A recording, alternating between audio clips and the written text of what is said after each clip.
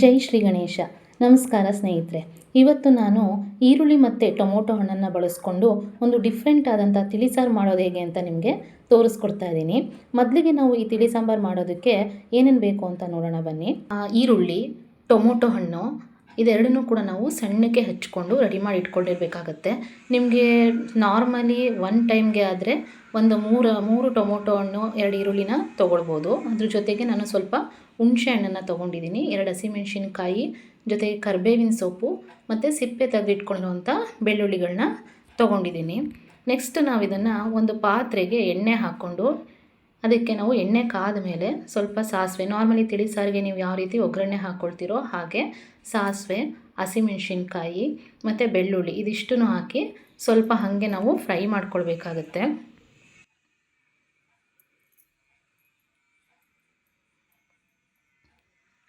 ಇದು ಫ್ರೈ ಆದಮೇಲೆ ನಾವು ಇದಕ್ಕೆ ಈಗ ಕರಿಬೇವಿನ ಸೊಪ್ಪನ್ನು ಕೂಡ ಹಾಕ್ಕೊಳ್ಬೇಕು. ಈ ರೀತಿ ತಿಳಿಸಾರು ತುಂಬಾ ರುಚಿಯಾಗಿರುತ್ತೆ. ಬಿಸಿ ಬಿಸಿ ಅನ್ನಕ್ಕೆ ಹಾಕ್ಕೊಂಡು ತಿಂತಿದ್ರೆ ತುಂಬಾ ಚೆನ್ನಾಗಿರುತ್ತೆ ಇದು. ಇದಕ್ಕೆ ನಾನೀಗ ಈರುಳ್ಳಿನ ಹಾಕ್ಕೊಳ್ತಾ ಇದ್ದೀನಿ. ಈರುಳ್ಳಿನೂ ಕೂಡ ನಾವು ಸ್ವಲ್ಪ ಎಣ್ಣೆಲೆ ಫ್ರೈ ಮಾಡ್ಕೊಳ್ಬೇಕಾಗತ್ತೆ.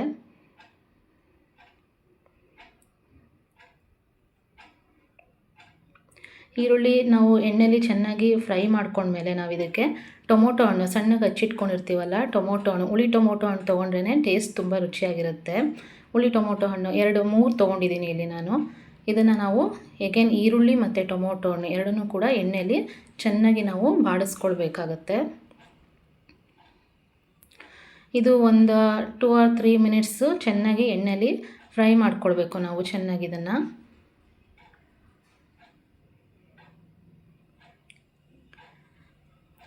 ಇದು ಎಣ್ಣೆಲಿ ಚೆನ್ನಾಗಿ ಬೆಂದ ಮೇಲೆ ನಾವು ಇದಕ್ಕೆ ಸಾರು ಪೌಡರ್ ಇರುತ್ತಲ್ಲ, ಅದು ನಿಮಗೆ ಖಾರಕ್ಕೆ ಎಷ್ಟು ಬೇಕೋ ಅಷ್ಟು ಇದಕ್ಕೆ ನೀವು ಹಾಕ್ಕೊಳ್ಬೇಕಾಗತ್ತೆ. ಈಗ ಇದು ಎಣ್ಣೆಲಿ ಚೆನ್ನಾಗಿ ಟೊಮೊಟೊ ಮತ್ತು ಈರುಳ್ಳಿ ಎಲ್ಲ ಬೆಂದಾದಮೇಲೆ ಈಗ ನಾನು ತಿಳಿಸಾರು ಪೌಡರ್ನ ಹಾಕ್ಕೊಳ್ತಾ ಇದ್ದೀನಿ. ಇಲ್ಲಿ ನಾನು 1.5 ಸ್ಪೂನಷ್ಟು ತಿಳಿಸಾರು ಪೌಡರ್ನ ಆ್ಯಡ್ ಮಾಡ್ಕೊಳ್ತಾ ಇದ್ದೀನಿ.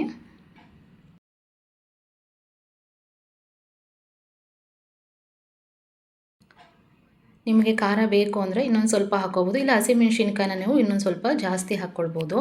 ಈಗ ನೆಕ್ಸ್ಟ್ ಇದನ್ನು ನಾವು ತಿಳಿಸಾರು ಪೌಡ್ರ್ ಹಾಕ್ಕೊಂಡ್ಮೇಲೆ ಇದನ್ನು ಚೆನ್ನಾಗಿ ಎಣ್ಣೆಲ್ಲೇ ಫ್ರೈ ಮಾಡ್ಕೊಳ್ಬೇಕು. ಖಾರದ ಪುಡಿನೂ ಕೂಡ ನಾವು ಚೆನ್ನಾಗಿ ಎಣ್ಣೆಲ್ಲೇ ಫ್ರೈ ಮಾಡ್ಕೊಳ್ಬೇಕಾಗತ್ತೆ. ಇದಕ್ಕೆ ನೀರು ಏನನ್ನೂ ಹಾಕಬಾರ್ದು. ಫಸ್ಟು ಎಣ್ಣೆಲಿ ನೀಟಾಗಿ ಅದು ಖಾರ ಎಲ್ಲ ಎಣ್ಣೆಲಿ ಚೆನ್ನಾಗಿ ಫ್ರೈ ಮಾಡಿದ್ರೆ ಖಾರದ ವಾಸನೆ ಹೋಗುತ್ತೆ. ಹಾಗಾಗಿ ಅದನ್ನು ಎಣ್ಣೆಲಿ ಚೆನ್ನಾಗಿ ಫ್ರೈ ಮಾಡ್ಕೊಂಡ್ಮೇಲೆ ನೆಕ್ಸ್ಟ್ ಇದಕ್ಕೆ ಹುಣಸೆ ಹಣ್ಣು ಇಟ್ಕೊಂಡಿರ್ತೀವಲ್ಲ, ಆ ಹುಣಸೆ ಹಣ್ಣಿನ ರಸನ ಇದಕ್ಕೆ ನಾವು ಹಾಕ್ಕೊಳ್ಬೇಕಾಗುತ್ತೆ.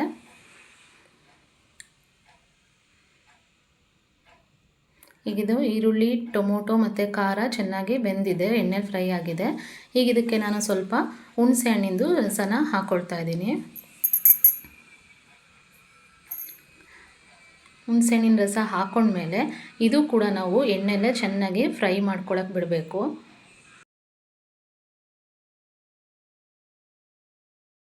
ಇದು ನೀವು ಎಷ್ಟು ಎಣ್ಣೆಲಿ ಈ ರೀತಿ ನೀರು ಹಾಕ್ತೆ ಚೆನ್ನಾಗಿ ಫ್ರೈ ಮಾಡ್ಕೊಳ್ತೀರೋ ಅಷ್ಟು ನಿಮಗೆ ತಿಳಿಸಾರು ತುಂಬ ರುಚಿಯಾಗಿ ಬರುತ್ತೆ. ಈಗ ಇದು ಹುಣಸೆ ಹಣ್ಣಿನ ರಸ ಎಲ್ಲ ಚೆನ್ನಾಗಿ ಫ್ರೈ ಆದಮೇಲೆ ಈಗ ನೀವು ಇದಕ್ಕೆ ನಿಮಗೆ ತಿಳಿಸಾರಿಗೆ ಎಷ್ಟು ನೀರು ಬೇಕು ಅಂತ ಅಂದ್ಕೊಂಡಿರ್ತೀರೋ ಅಷ್ಟು ನೀರನ್ನು ಹಾಕ್ಕೊಂಡು ಇದನ್ನು ಕುದಿಯಕ್ಕೆ ಬಿಡಬೇಕಾಗತ್ತೆ.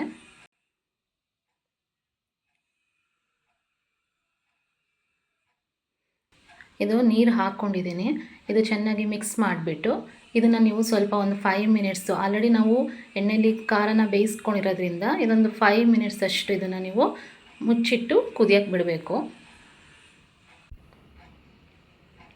ಈಗ ಇದಕ್ಕೆ ಒಂದು ಪ್ಲೇಟನ್ನು ಮುಚ್ಚುತ್ತಾ ಇದ್ದೀನಿ. ಈಗ ಒಂದು 5 ಮಿನಿಟ್ಸ್ ಆದಮೇಲೆ ಈ ರೀತಿ ಕುದಿಯೋಕ್ಕೆ ಶುರುವಾಗಿರುತ್ತೆ ಅದು. ಇದು ಕುದೀತಿರ್ಬೇಕಾದ್ರೆ ಇದಕ್ಕೆ ನಾವು ಸಾಲ್ಟ್ ಹಾಕ್ಕೊಳ್ಬೇಕು. ರುಚಿಗೆ ತಕ್ಕಷ್ಟು ನೀವು ಉಪ್ಪನ್ನು ಹಾಕಿ ಇನ್ನೊಂದು 2 or 3 ಮಿನಿಟ್ಸ್ ಇದನ್ನು ಕುದಿಸಿದ್ರೆ ತಿಳಿಸಾರು ರೆಡಿಯಾಗುತ್ತೆ. ರುಚಿಯಾದಂಥ ಈರುಳ್ಳಿ, ಟೊಮೊಟೊ ಹಣ್ಣು ಎರಡನ್ನೂ ಯೂಸ್ ಮಾಡ್ಕೊಂಡು ಮಾಡಿರುವಂಥ ತಿಳಿಸಾರೀಗ ರೆಡಿಯಾಗಿದೆ. ಇದು ಸ್ವಲ್ಪ ಡಿಫ್ರೆಂಟ್ ಆದ ತಿಳಿ ಸಾಂಬಾರು ಅಂತಲೇ ಹೇಳ್ಬೋದು. ಸಾಮಾನ್ಯವಾಗಿ ಟೊಮೊಟೊ ಹಣ್ಣನ್ನು ಯೂಸ್ ಮಾಡಿ ತಿಳಿಸಾರು ಮಾಡ್ಕೊಳ್ತಾ ಇರ್ತೀವಿ, ಮೆಣಸು, ಜೀರಿಗೆನ ಯೂಸ್ ಮಾಡಿ ತಿಳಿಸಾರು ಮಾಡ್ತಿರ್ತೀವಿ. ಈರುಳ್ಳಿ ಹಾಕ್ಕೊಂಡು ತಿಳಿಸಾರು ಮಾಡೋದು ಕಡಿಮೆ. ಈಗ ನೋಡಿ, ಈಗ ತಿಳಿ ಸಾಂಬಾರು ರೆಡಿಯಾಗಿದೆ. ಬಿಸಿ ಬಿಸಿ ಅನ್ನಕ್ಕೆ ಹಪ್ಳ ಅಥವಾ ಸಂಡಿಗೆ ಎರಡನ್ನ ಯಾವುದನ್ನಾದ್ರೂ ಕರ್ಕೊಂಡು ತಿಳಿ ಸಾಂಬಾರನ್ನ ಹಾಕ್ಕೊಂಡು ತಿಂತಾಯಿದ್ರೆ ಸೂಪರ್ ಆದಂಥ ಒಂದು ಟೇಸ್ಟ್ ನಿಮ್ಗೆ ಸಿಗುತ್ತೆ. ಇದು ವೆರೈಟಿ ಆದಂಥ ಒಂದು ತಿಳಿಸಾರು. ಒಂದು ಸರಿ ಎಲ್ಲರೂ ಮನೇಲಿ ಟ್ರೈ ಮಾಡಿ ಫ್ರೆಂಡ್ಸ್.